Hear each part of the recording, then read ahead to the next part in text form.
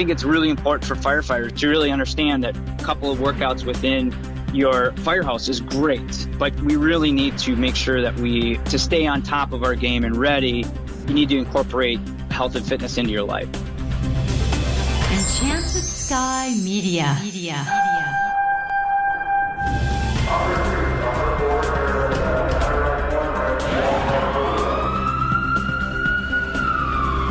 From the Federal Resources Studio, this is Code 3, the Firefighters Podcast, hosted by award-winning journalist Scott Orr. Code 3 features interviews with leading members of the fire service, discussing firefighting strategy, tactics, and other topics you need to know more about.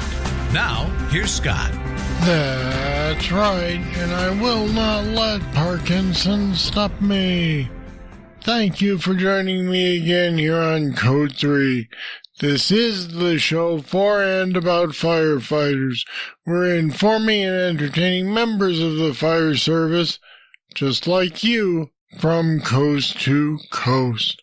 Habits can improve your health, and bad ones can screw it up. That's why building healthy habits is so important for firefighters. Now look, this isn't just some trendy idea, and we're not talking about eating nuts and twigs here.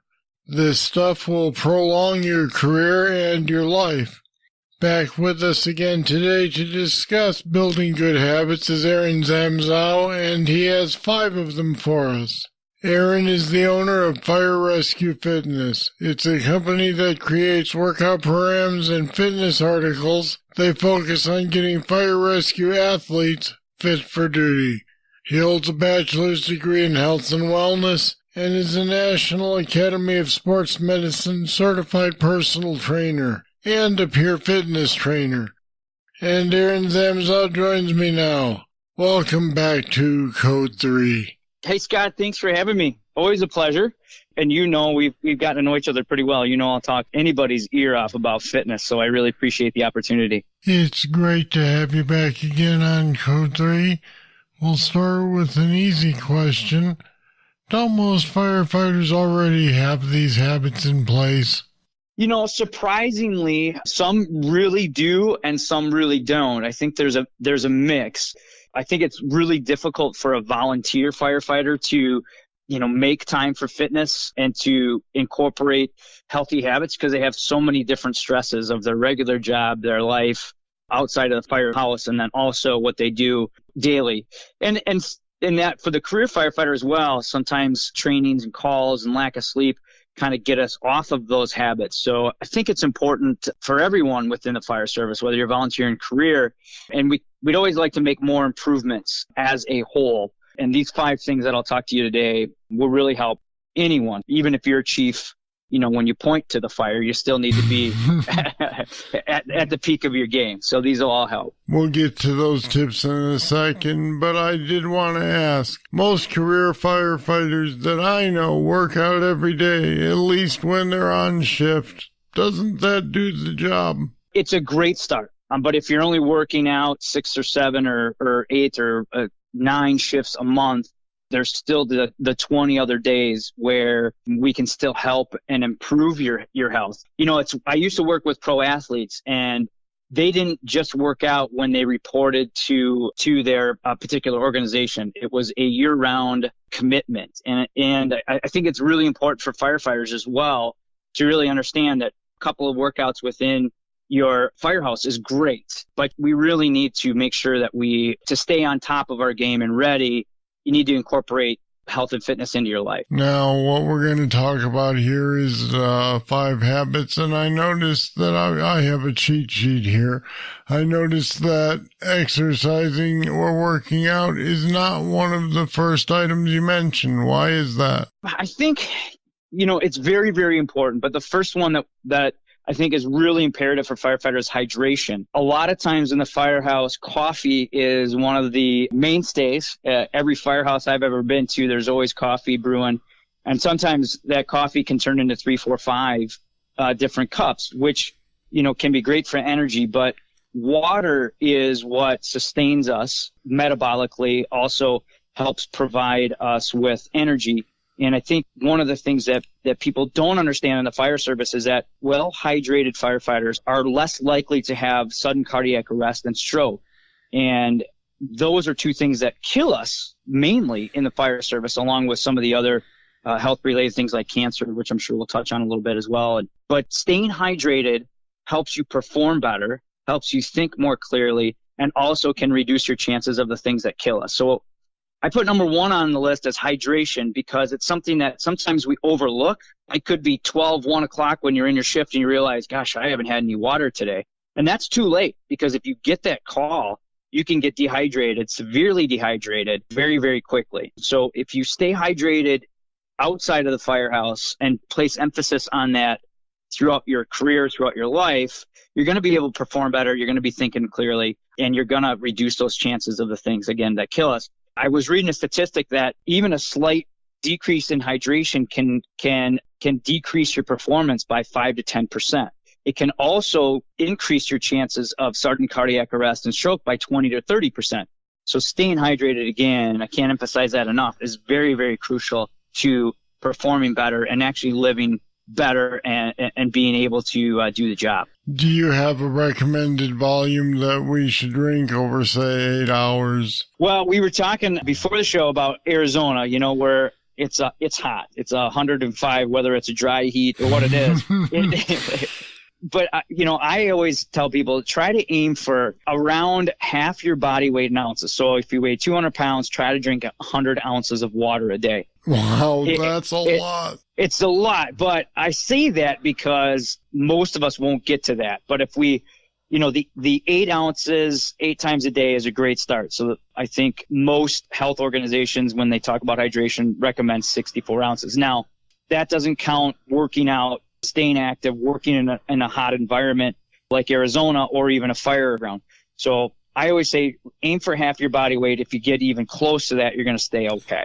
But it doesn't necessarily include coffees and juices and everything else. I think water is the one thing that, it's really great because we need it to put out fires, but we also need it in our bodies to help us keep moving. So, I would say start with 64 and then try to get up to half your body weight, and also figure out what feels best for you. Like, if you start to get so much water in you, obviously you want to take a step back, but 64 to half your body weight is what I would recommend. And before we move on real quick, where do you stand on drinks like Gatorade? Gatorade, there's a lot of sugar in Gatorade, and I've had some great conversations with some fire departments and chiefs lately about, what to do on the fire ground. There also are some great companies out there that are really trying to provide better hydration solutions for us. Fluid is one that they have electrolyte mixes that they don't have as much sugar. On the fire ground, personally, when I drink a Gatorade, I try to water it down as much as I can. You really just want those electrolytes, and you need some of the sugars, but there's an excess of them, so sometimes that can cause a gut ache. Typically, anything after 45 minutes to an hour, you might want to have a little bit of Gatorade to start bringing those electrolyte levels back.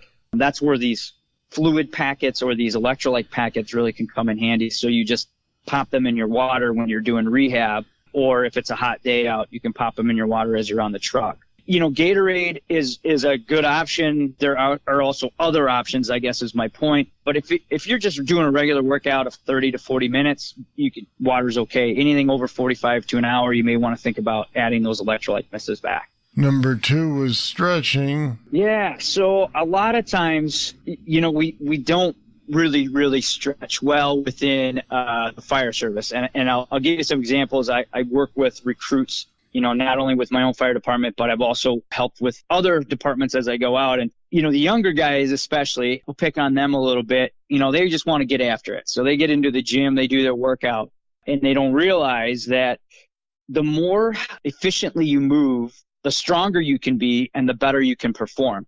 And I also think that because of the nature of our work, we're working in, unbalanced planes of movement, twisting a lot, we're lifting, we're in real compromised positions, that being flexible will help you not only more efficiently, but effectively move in those unstable circumstances and unstable planes. So foam rolling, stretching, really, really can help. And I'm going to say it, yoga is also a really, really good practice to get into. Now, I said the 4-letter word, but if you look at, yoga and stretching, helps with breathing, helps with stress management, helps you move better, all things that will help improve and prolong the career of a firefighter. And there are 2 different types of stretching. One, before you start your workout, we wanted a more active movement where you don't necessarily statically hold stretches, but you do things like a full squat, and you try to do the whole range of motion. You can do even a step forward and reach towards your toe. Those positions, when you're starting to work out, you don't hold them. But after your workout, when you're cooling down, that's when you can do the traditional stretching. Yoga is good to do on off days after a shift. And then also foam rolling. One of the things that I'm really glad to see is that a lot of firehouses now have foam rollers, which are a way, they call it self-myofascial release, but it's a way just to do self-massage to help blood flow and to help muscles move more efficient. I'll be back with more right after this. When that call comes in and you rush to head out, the last thing you're thinking about is your safety. But your safety is all Federal Resources thinks about. At Federal Resources, we work to make sure that every responder is equipped, trained, and ready to come home safely. You look out for everyone else. Let us look out for you. Learn more at federalresources.com.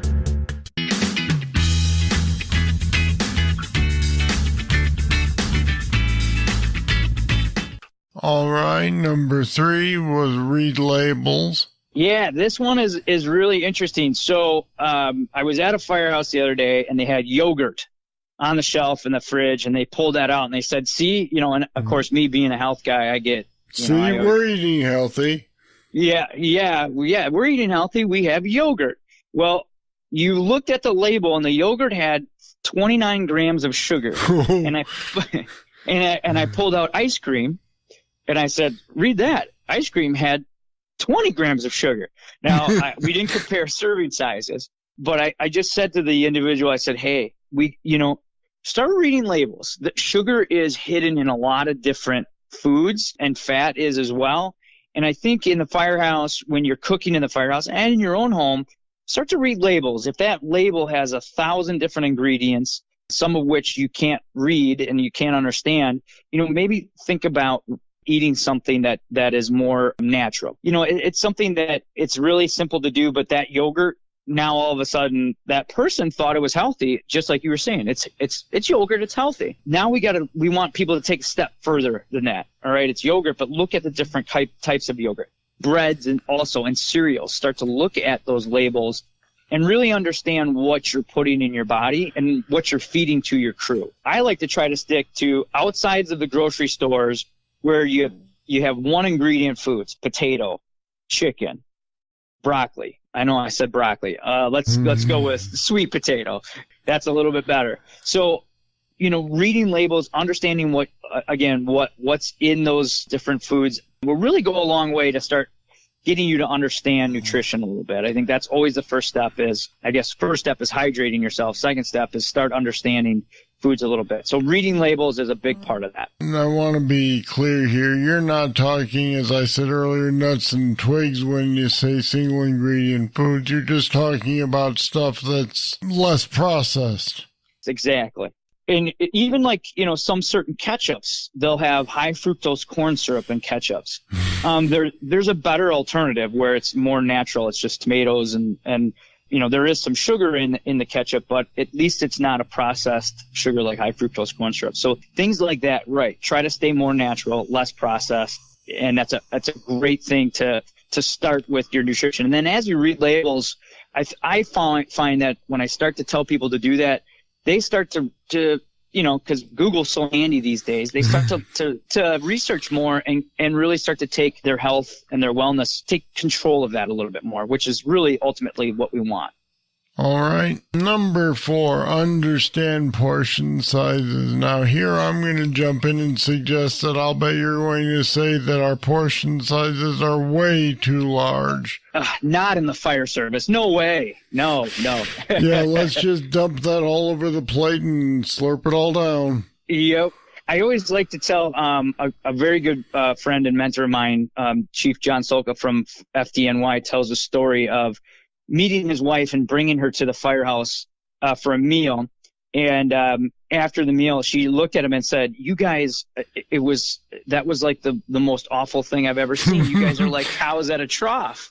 And back in the day in the firehouses, we served on like 14-inch platters. And like you said, the goal was, let's fill that platter up. And clean it all off, yep. And so my suggestion for number 4 is start minding your portions a little bit more. One of the real easy things that you can do is start serving on smaller plates, because then if you load it up, you can't fit as much food on there. But also from the standpoint of, if you fill up a small plate, your body and your mind starts to say, oh, that's a lot of food. As opposed to if you put that same amount of food on a large plate, your mind perceives that as, well, it's not filling my plate. It probably doesn't fill my body. And it's pretty interesting. There's some research behind it.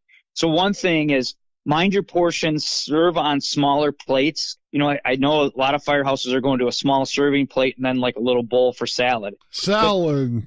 Yeah, I know. I said that word too. Boy. What are we talking here? Rabbit food?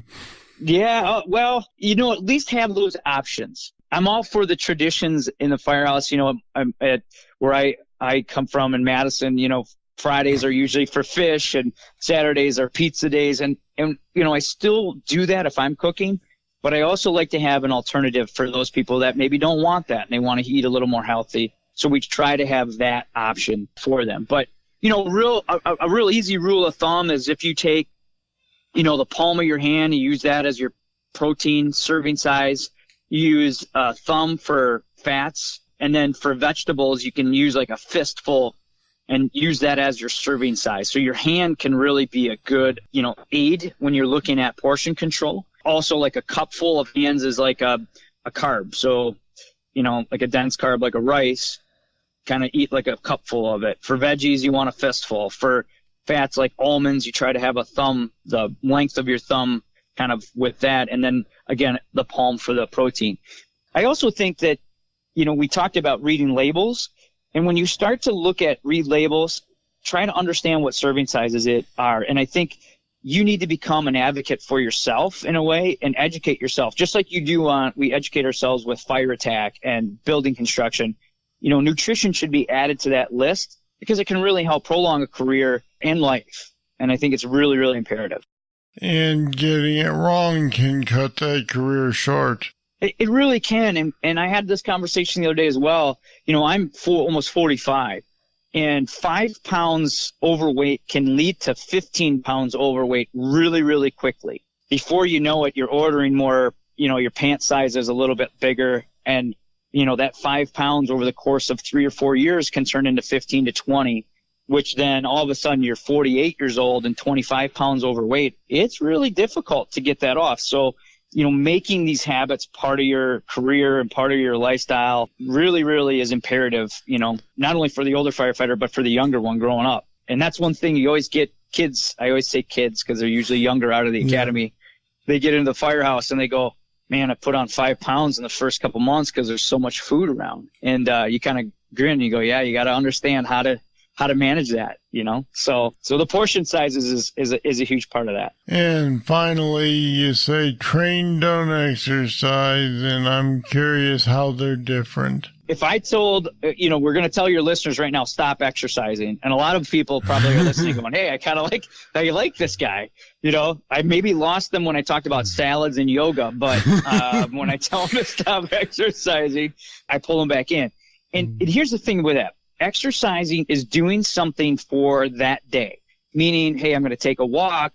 Hey, I'm going to lift biceps just because I want my biceps to look good. I'm going out tonight or whatever it is. What I want people to do is, granted, yes, movement is good, but as a firefighter, we are really athletes. And when I worked with athletes, I didn't tell them to go exercise for the day. We trained, we planned what they were going to do, and each workout kind of built on each other. And I want firefighters to understand that they are that same entity. They are an athlete. And if you have a workout program, you want to make sure that that program ultimately helps you prolong your career longevity-wise, prevent injury, and then improve performance. So the difference between training and exercising is kind of going to the gym and doing back and biceps because that's what I want to do for that day. Or I just want to take a walk. Or my buddy's doing, the beefcake workout. I'm going to do that. Training is, look, I'm going to do, intervals today because I want to improve my cardio. Then tomorrow I'm going to recover and do some flexibility training. The next day I'm going to do full body strength with, some fire ground movements on there. And then the next day I got to work. So I'm going to just try to get some stretching in. And it's looking at your fitness from a large scale, a bigger scope. It's planning it out. It's not just randomly going in and going, all right, today I'm going to lift a little bit and then I'm going to use a stationary bike and I'll be good. Exactly. It's planning it out like I would with my athletes. The advantage that, I had when I was working with an NFL athlete was I had a preseason, a postseason, an off season. We don't have that as firefighters. So we really need to look at what's going on and also take into account, if you have a shift where 24-hour shift where you got no sleep, that next day you may need to figure out where you can incorporate some napping and some sleeping.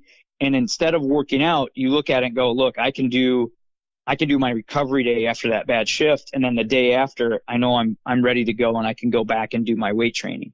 And you need to look at that and take into account the stresses of the job. And when you have the whole picture in place, it's easier to do that. We'll be thinking about ways to apply all this stuff. And Aaron Zamzow, thanks for joining me on Code 3 today. Thanks, Scott. Anytime, man. I really appreciate what you're doing and keep it up. You're doing a great job. And we put some more information on building healthy habits and Aaron's company, Fire Rescue Fitness, on our website, code3podcast.com/habits. Check it out. It's trivia time. Here's your question. What does the acronym LUNAR stand for? I'll have the answer right after this.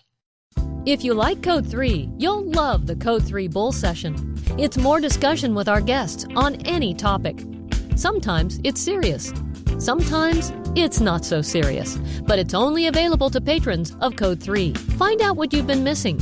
Go to code3podcast.com/support. Pledge just $10 a month to support Code 3, and you'll get immediate access to all the Bull Sessions in our library and future interviews as we post them. Become a patron today, support the show, and get access to the Code 3 Bull Sessions. The trivia question was, what does LUNAR stand for? And the answer is, LUNAR, L-U-N-A-R, is used to help firefighters remember what info to report when you call a mayday. Location, unit, name, assignment and air supply, and resources needed. And I hope you never need that acronym. All right, that's it. That's all for this edition of Code 3. Thank you for listening. I'll be back next time with more, and I sure hope you'll join me then. I'm Scott Orr, and until then, I'll see you later. Code 3 is made possible through the generous support of Federal Resources. Visit them at federalresources.com. This show is a production of Enchanted Sky Media. To contact us, get more information on today's show, or to subscribe to the podcast, go to code3podcast.com.